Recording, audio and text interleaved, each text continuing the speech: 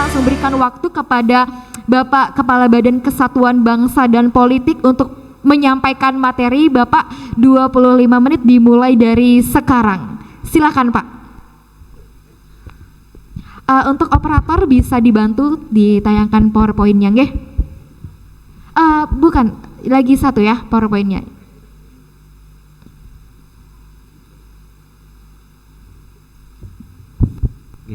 Izin yang mohon berdiri. Nggih, durus Pak. Nggih, selamat pagi. Selamat pagi. Oke, artinya sebelum ke materi seperti biasa saya untuk mencairkan suasana dan juga biar nyambung dengan nanti apa materi yang saya sampaikan, saya sampaikan kuis dulu nih. Terbuka untuk panitia juga ini. Panitia dan peserta. Pertama, siapa yang tahu alamat Badan Kesatuan Bangsa dan Politik? Oke, dari panitia. Nggak boleh jalan gitu ya. Nomor harus lengkap. Yang lain silakan search di internet boleh sambil menunggu. Saya kasih dua kuis di awal. Oke, silakan. Jalan Sudirman nomor 60. Oke, maju ke depan Dek.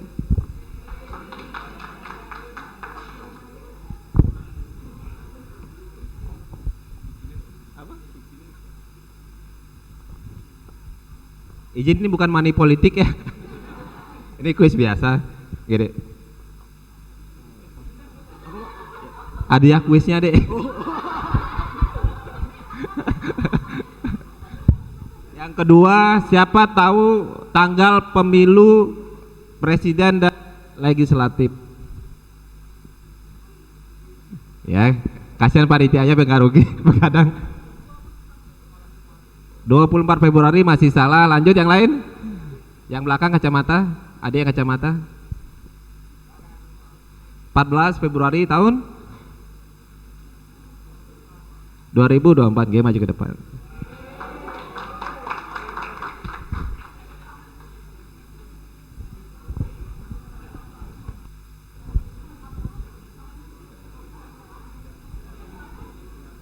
Oke, ada oke sih deh.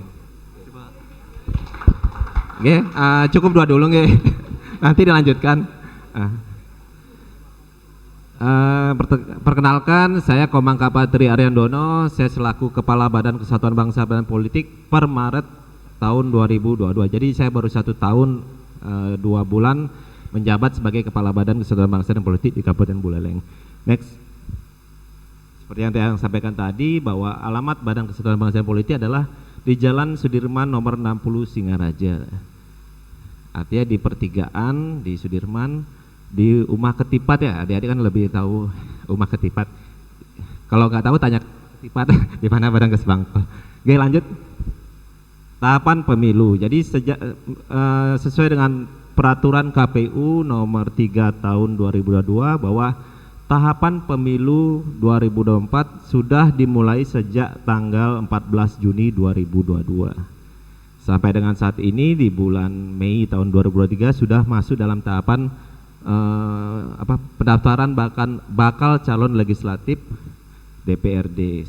Sampai dengan nanti hari pemungutan suara jatuh di tanggal 14 Februari 2024. Ini untuk pemilu 2024. Ada satu lagi pemilu kada 2024, yaitu pemilu untuk pemilihan gubernur dan wakil gubernur, pemilihan untuk bupati dan wakil bupati, itu jatuh di tanggal belum ditetapkan tapi sudah direncanakan pada tanggal 27 November tahun 2024. Kalau yang 14 Februari 2024 ini sudah ditetapkan sebagai hari pemungutan suara pemilu presiden, wakil presiden, pemilu DPR, DPRD tingkat 1 dan tingkat 2 dan juga DPD. Oke, lanjut. Untuk pemilu serentak 2024. Jadi pemilu ini agak berbeda dengan pemilu tahun-tahun sebelumnya. Berbeda di mana dalam 1 tahun 2024 ada 2 kegiatan pemilu, yaitu pemilu presiden dan legislatif dan juga pemilu kada untuk tingkat 1, tingkat 2 di tahun yang sama. Seperti yang saya sampaikan tadi, Untuk Pilpres, Pileg, DPD itu tanggal 14 Februari 2024 dan juga untuk pemilu kada gubernur dan bupati itu di 27 November 2024. Jadi memang pemilu dengan 2024 ini dengan kerumitan yang cukup tinggi, yaitu penggabungan Pileg, Pilpres di tanggal 14 Februari dan Pilkada di November 2024. Juga ada peralihan masa jabatan di tahun yang sama di KPU, di mana 2023 ini kepengurusan KPU tingkat provinsi kabupaten itu sudah habis masa jabatan dan ada rekrutmen ulang KPU. Jadi dalam 1 tahun menjelang pemilu, KPU dan Bawaslu beradaptasi dengan masa jabatan yang sudah berakhir, sedang penyelenggaraan sangat mepet di tahun 2024. Itu juga terjadi tanpa merevisi Undang-Undang 7 2012 tentang pemilu, dan juga COVID-19 yang kemarin sejak tahun 2020 itu berubah mindset kita tentang pemilu. Oke, lanjut. Jadi tantangan seperti pemilu kemarin, di pemilu 2019, pemilu kada 2018 seperti di DKI, kita mulai merasakan adanya pemilu saat ini sudah mulai tidak hanya beralih pada tingkat nasional, tapi juga sampai dengan tingkat di daerah. Contoh saat 2018 terjadi politik identitas yang sampai hawa-hawanya masih kita rasakan sampai saat ini, walaupun pemilu sudah berakhir dan elit politik yang berseteru sudah bergandengan tangan, tapi di medsos kita lihat pendukungnya masih saling menyerang atau seperti itu. Kurang lebih seperti itu. Lanjut. Demografi kita usia produktif dan produktif. Jadi hampir dari total penduduk kita bahwa usia pemula atau usia produktif itu di angka 30%. Otomatis generasi muda ini memiliki ceruk dalam demografi dalam pemilu. Oke, lanjut. Mungkin saya jelaskan tipis-tipis saja, kita lebih ada diskusi karena saya disiapkan bahan seperti diklat agak cukup tebal. Oke, lanjut, mungkin ini kita tidak terlalu ini. Oke. Tingkat penggunaan di internet di Indonesia setiap hari semakin bertambah. Jadi dewasa ini kita sudah mulai meninggalkan hal-hal yang sifatnya konvensional. COVID-19 memaksa kita untuk berubah. Yang sebelumnya kita belum tidak terbiasa dengan adanya seperti di adik-adik di sekolah, ataupun di mahasiswa tidak terbiasa dengan Zoom, dipaksa untuk terbiasa. Hal yang sama otomatis internet sejak 2020 di Indonesia pengguna internet mengalami peningkatan yang cukup tinggi. Oke, lanjut.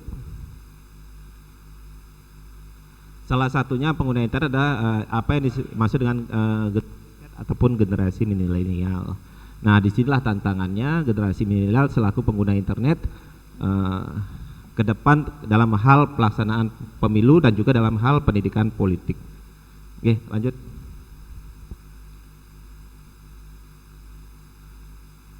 Pemilu 2024 dan potensi ancamannya. INSU kemarin juga ada penundaan pemilu, itu juga sudah ditetapkan bahwa pemilu tetap berlangsung di 2024, kecurangan pemilu. Nah, ini juga menjadi potensi juga kenapa sampai saat ini pemilu masih menggunakan sistem mencoblos. Kenapa tidak beralih ke digitalisasi ataupun pemilih secara online? Itu juga pertama ada ketidakpercayaan terhadap pemerintah dan penyelenggara pemilu untuk membuktikan keabsahan suara. Jadi pemilu 2024 masih digunakan dengan cara mencoblos. Terkait dengan provokasi SARA juga seperti yang kita pernah alami di pemilu kada 2018 di DKI, bahwa itu pemilu SARA sangat-sangat menonjol. Dan di 2019 juga sempat di pemilu presiden juga sempat faktor SARA itu digunakan sebagai faktor identitas politik identitas, dan itu juga di 2024. Maka kami di Kesbangpol memiliki tusi untuk mengurangi adanya isu-isu SARA, dan dari tahun ini kami sudah banyak bergerak ke kecamatan melibatkan semua unsur masyarakat untuk mencegah adanya penggunaan politik identitas di pemilu 2024. Oke, lanjut. Informasi dan berita, mungkin baik informasi berita itu sumbernya sama, yaitu data dan pesan. Bedanya ada apa? Informasi itu sifatnya belum terverifikasi, sedangkan kalau berita itu berita sudah terverifikasi. Kami juga di Kesbangpol memiliki tugas adalah menggali seluruh informasi yang memiliki potensi dan ancaman terhadap stabilitas, baik itu kondusivitas wilayah, keamanan ataupun politik di Kabupaten Buleleng. Jadi kami menggali informasi itu, kami olah menjadi sebuah data yang sehingga informasi itu bisa kami yakinkan kebenarannya, dilaporkan ke pimpinan sebagai salah satu untuk pengambilan kebijakan oleh pimpinan. Oke, lanjut. Informasi oleh berita seperti yang tadi, informasi akurasi tidak dapat dipastikan, penyimpangan informasi besar yaitu hoax, berita akurasi dapat dipertanggungjawabkan, penyimpangan data kecil seperti itu. Oke, lanjut. Membedakan media medsos dan media online, mungkin seperti yang adik-adik sering gunakan, mungkin di sebelah kiri medsos, FB, Twitter, IG kan seperti itu. Kalau media online itu sudah seperti berita seperti yang detik.com, tempo.com, merdeka.com, kompas.com, itu lebih banyak berita. Sedangkan kalau di medsos lebih yang berkembang informasi yang lebih banyak bergulir di medsos tanpa diverifikasi terlebih dahulu. Oke, lanjut. Medsos maksudnya badan hukumnya tidak ada, memang platformnya itu adalah Facebook atau berbadan hukum, tapi pengguna medsos atau akun-akun yang menjadi di medsos seperti adik-adik membuat akun atas nama pribadi ataupun atas nama lembaga itu kan tidak berbadan hukum. Penanggung jawab adalah pemilik akun sendiri, pengelola pemilik akun, aturan penulisan tidak ada, adik mengetik apa saja bisa di akun medsos masing-masing. Pedoman hukumnya adalah undang-undang IT. Sedangkan media online seperti tadi kompas.com ataupun Republik itu berbadan hukum PT atau yayasan. Penanggung jawabnya ada pemimpin redaksi, pengelola redaksi, aturan penulisan ada unsur dan nilai berita, pedoman hukum ada undang-undang pers dan kode etik jurnalistik. Maksudnya di media online ini apa yang termuat di media online sudah melalui verifikasi. Sedangkan kalau medsos kita bisa ketik hari ini langsung kita share detik ini tanpa mulai ada verifikasi. Oke, lanjut. Oke, lanjut. Jadi dampak negatif dari medsos yang saya sampaikan tadi terhadap pemilu, yang pertama adalah hoaks sebagai sarana hoaks, kedua juga kriminal, penipuan, doxing, isu privasi atau jejak atau asosial. Oke, lanjut. Di luar dampak negatifnya juga mungkin medsos juga memiliki dampak positif seperti mungkin akun-akun resmi seperti akun-akun kami di Pemkab Buleleng ataupun di Polres, jadi sharing informasi bisa cepat kami laksanakan tanpa menunggu waktu hari ini ada kejadian bisa kami share untuk informasi yang positif. Oke, lanjut. Sama juga untuk adik-adik seperti sekarang ada adik yang sudah masuk kelas 9 ya SMA ya, untuk mencari informasi berita kelas 9 ya benar ya, kelas 12 sore apa. Saya karena generasi 80-an jadi ingatnya kelas 3 SMA. Contoh seperti adik-adik kalau zaman saya SMA mencari informasi beasiswa itu menunggu adanya edaran resmi dari institusi atau pemerintah. Sekarang adik-adik bisa dengan melalui media online itu bisa langsung dapat mengakses informasi. Contoh anak saya kebetulan baru lulus kuliah tahun kemarin itu udah langsung mendapat beasiswa di luar negeri di Thailand. Padahal saya sendiri tidak tahu informasinya seperti itu. Katanya anak saya langsung coba-coba langsung bisa mendapatkan beasiswa di luar negeri seperti itu. Jadi orang tuanya udah kalah gaptek sekali, lebih cepat dari adik-adik. Tapi kembali ke keaktifan masing-masing juga. Oke, lanjut. Hoax. Oke. Artinya dari informasi ini ada misinformasi, disinformasi dan malinformasi. Misinformasi itu informasi yang salah, namun orang yang membagikan percaya akan kebenaran dari informasi itu. Disinformasi, informasi yang salah dan orang yang membagikan tahu itu salah tapi sengaja membagikan, kan seperti itu. Ada tujuan-tujuan tertentu di dalamnya. Malinformasi, informasi yang memiliki unsur kebenaran baik dalam penggalangan ataupun keseluruhan fakta objektif, namun penyajiannya dikemas sedemikian rupa untuk melakukan tindakan yang merugikan bagi pihak lain. Oke, lanjut. Skala penyebaran hoaks. Di data Agustus 2018 hingga awal 2022, Kementerian Kominfo menemukan adanya hampir 10.000 hoaks telah tersebar di berbagai platform media sosial internet. Artinya balasan hoaks baru tersebar setiap hari. Nah, ini artinya perlu ya melek digital, melek literasi digital oleh adik-adik. Jadi ketika informasi di medsos itu kita terima, kadang jari kita cepat sekali men-share hanya melihat judulnya saja seperti itu. Kadang kita tidak melihat, membuka atau melihat beritanya dulu, kita konfirmasi dulu, kita sandingan berita yang lain, tapi kita cepat memberikan informasi. Contoh kemarin kami ke Kesbangpol langsung terkait dengan kejadian di Sumber Kelampau saat Hari Raya Nyepi. Pada saat Nyepi langsung tersebar informasi terkait dengan kejadian di Sumber Kelampau di Kecamatan Goroga. Dalam detik itu ada berita langsung viral dan langsung juga seluruh, bukan hanya di desa tersebut tapi juga sebali sampai dengan se-Indonesia. Hanya dalam hitungan menit, tidak. Jadi kami juga di Kesbangpol nyepi-nyepi harus bekerja untuk artinya agar berita itu tidak menjadi berkembang yang misinformasi dan juga seperti tadi. Jadi kami juga menglokalisir permasalahan agar tidak melebar menjadi isu-isu yang sifatnya sara, isu yang sifatnya rasial dan sebagainya. Oke, lanjut. Penyebab hoak adanya dukungan dari platform sosmed seperti yang, karena tadi ya pemilik akun adalah kita sendiri, jadi tidak ada verifikasi lebih lanjut, jadi kita bisa melakukan apa saja, men-share berita apa saja seperti itu. Oke, lanjut.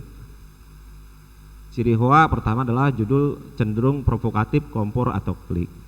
Kedua, nama situs media mirip, baru tidak jelas, konten opini tidak jelas, sumber berita minim fakta, foto menipu, kadang-kadang fotonya foto tahun lalu tapi yang digunakan sebagai berita saat ini. Akun baru dibuat cloningan, aba-aba dan gak jelas. Sekarang kalau di pemerintahan pasti banyak ada kebijakan pemerintah yang di komen oleh akun-akun hoak ini. Akun-akunnya itu saja profilnya tidak jelas seperti itu, dan komennya pun lebih banyak menyudutkan pemerintah. Itu kembali mungkin di Dinas Kominfo yang lebih banyak punya tugas. Mungkin lanjut. Seperti yang kami sampaikan tadi bahwa sebagai generasi milenial saat ini harus proses verifikasi dari informasi yang kita terima. Pertama, kita harus tahu asal usulnya, di mana konten itu berasal, ataupun perjalanan apa saja yang telah dilaluinya sejak itu. Sumber informasi, siapa yang mengirimkan pada Anda, siapa yang mengirimkan kepada mereka. Contoh ada share dari akun-akun tertentu, kita lihat apakah itu akun asli ataupun hanya akun bohongan atau akun-akunan lah seperti itu. Tanggal kapan konten tersebut dibuat gitu. Kadang berita yang sudah lama juga kita di-share, kejadian sudah 2 tahun lalu tapi di-share sekarang untuk kepentingan tertentu. Lokasi juga kita perlu tahu di mana lokasi itu dibuat dan motivasinya apa gitu. Seperti sekarang kan banyak menyerang Bapak Gubernur kita, Pak Koster kan seperti itu. Setiap kebijakan selalu diserang dan untuk mengambil alih, mengambil simpati masyarakat seperti itu. Jadi kita harus objektif juga dalam menilai program pemerintah. Kalau memang program itu positif ya tentu harus kita dukung. Tapi juga kita tidak menutup keran kritik dari masyarakat. Itu kritik pun harus kita sampaikan dengan tujuan untuk membangun bersama, untuk perbaikan bersama. Oke, lanjut. Oke, artinya seperti yang kita lihat bahwa dari gambar ini kita bisa melihat dari sudut pandang orang untuk melihatnya. Mana yang fakta, mana yang hanya kita lihat ilustrasinya atau bayangannya. Oke, lanjut. Gali informasi jelas-jelasnya dan terang-terangnya, jangan membangun persepsi sendiri dari informasi yang belum jelas. Seperti kemarin, karena kejadian di Sumber Kelampau kemarin, kami langsung datang ke Sumber Kelampau H+1 setelah Nyepi. Jadi kami ingin tahu apa informasi yang sebenarnya terjadi di Sumber Kelampau. Jadi kita tidak hanya bahasa kata masyarakat, kata orang, kalau bahasa Bali kone-kone kan seperti itu. Kita ingin tahu masalah sebenarnya apa sehingga kita dapat mengambil kebijakan apa yang harus kita perbuat untuk menyelesaikan permasalahan. Kita tidak membuat persepsi sendiri seperti. Oke, lanjut.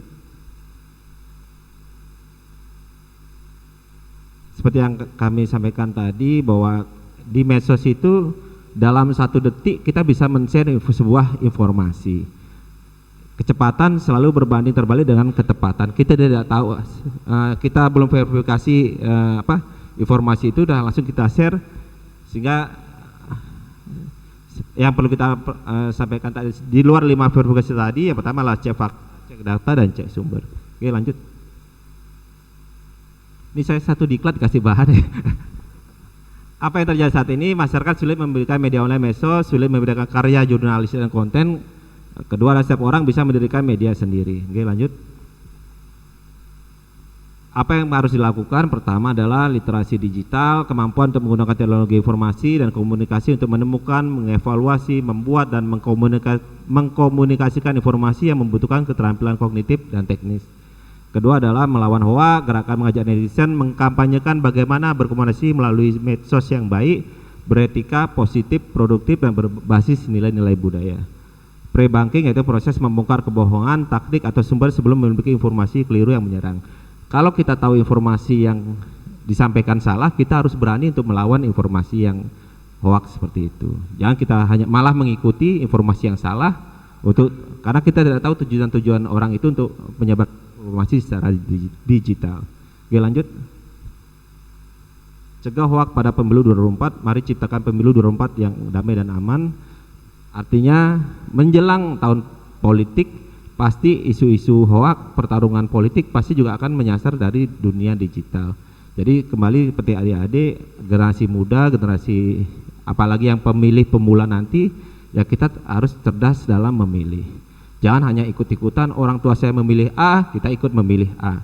Maksud saya generasi muda harus punya juga tujuan dalam memilih apa yang diinginkan untuk calon-calon nanti menjadi pemimpin. Itulah kita harus tahu visi misi pemimpin seperti apa, itulah yang kita pilih. Jangan hanya ikut-ikutan. Jadi generasi pemuda ini kan generasi yang bagi saya jadi agen perubahan. Jangan mengikuti generasi-generasi yang di atas, bukan salah. Mungkin generasi di atas lebih berdasarkan pengalaman. Ya tentu generasi yang muda harus ada kombinasi antara generasi di atasnya dan generasi yang maksud saya masih generasi milenial ini. Bukan berarti semua yang berdasarkan pengalaman itu salah, dan juga generasi milenial itu yang berdasarkan teori segala macam itu pasti benar seperti itu. Perlu ada kombinasi antara generasi di atas yang berdasarkan pengalaman dan generasi milenial yang saya harap harus penuh dengan literasi yang ada saat ini. Oke, lanjut. Strategi antisipasi hoax jelang pemilu 2024. Jadi optimalkan penyebaran informasi kepemiluan. Jadi ketentuan-ketentuan ini mungkin kalau adik-adik mungkin ingin tahu tentang pemilu, mungkin bisa search website resmi KPU RI ataupun KPU di daerah. Bisa juga search penyelenggara pemilu, ada 2, KPU dan Bawaslu. Mungkin untuk lebih akuratnya data mungkin bisa membuka link website di KPU atau Bawaslu. Forum Koordinasi Informasi Pemilu. Nah, sekarang juga KPU juga banyak menggandeng generasi-generasi muda, karena generasi muda inilah generasi potensial selaku pemilih pemula nanti di pemilu 2024. Oke, lanjut. Upaya Badan Kesbangpol Kabupaten Buleleng. Jadi Kesbangpol itu mempunyai 3 tusi, yaitu pertama adalah terkait meningkatkan wawasan kebangsaan nilai Pancasila di daerah. Kedua adalah menjaga atau kewaspadaan kondusivitas wilayah di Kabupaten Buleleng. Ketiga adalah pendidikan politik.